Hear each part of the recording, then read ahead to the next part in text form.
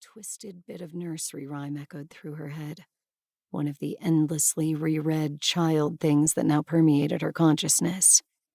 If wishes were fishes, we'd have some to fry. If wishes were fishes, we'd eat and not die. A low thump, a pause, a complete and instant switch in her thinking. He's hit his head. It sometimes happened to people who were unfamiliar with the eccentricities of the old house. Anyone taller than 6 feet had to tilt their head or duck to avoid the low cut of the ceiling at the turn of the kitchen stairs.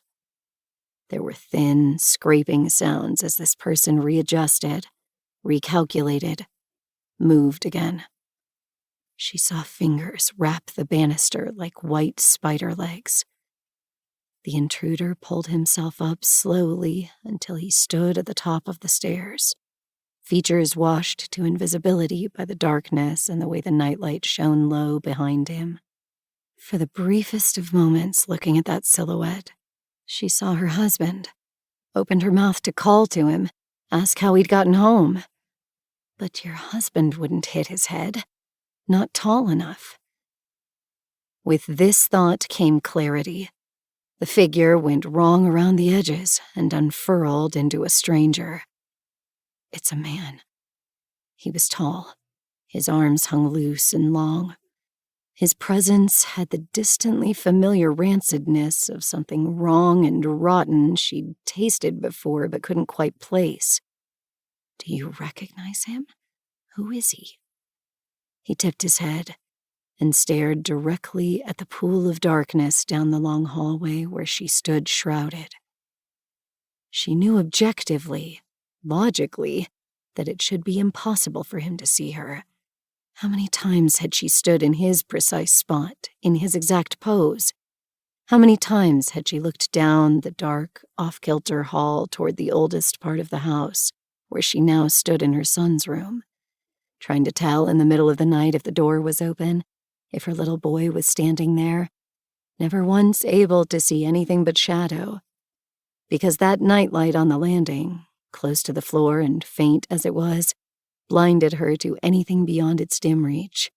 Always, every time, she had to be almost at the boy's bedroom door before she could be sure that, yes, there was her son, back out of bed, silently watching her, instead of safe asleep. The light it must blind him. The man's face was made a skull by the shadows, solid black where eyes should be. The light snagged on his lips to cut an over-grinning smile. His whole self seemed to her so huge it was beyond the bounds of reasonable, so substantial it was as though even his mouth, his nostrils, his ears must be filled with flesh. She struggled for air. It was the reality of him, the human details that choked her. His short, sandy hair stuck out sideways, the way a child's does after pressing flat against a pillow overnight. His dark shirt was only half tucked in. He shifted his weight, scratched at the side of his nose, then rubbed at the spot where he must have hit his head. Her eyes went wide. Her blood surged thick and pounded her ears to deafness. She realized she was shaking, had a flash of shame at her total inability to control her own body. She remembered this shame, saw in memory a linoleum floor. No fight, no flight, just complete and utter shuddering immobility. And time. Tick, tick, tick, a clock must be saying somewhere. Tuck, tuck, tuck, uncountable seconds passing. 1 minute, 2, 10. Breathe, think. He sees you. Can he see you? The man's size was a suffocating reminder of how small she was. His shadow stuck to the ceiling, cast high by the low glow of the nightlight. He's in your house. Your house! This was why her ears were deafened by blood, why terror hollowed her out weightless. Someone who would take that step? Someone who would snap aside that curtain? Oh, yes, someone like that is serious.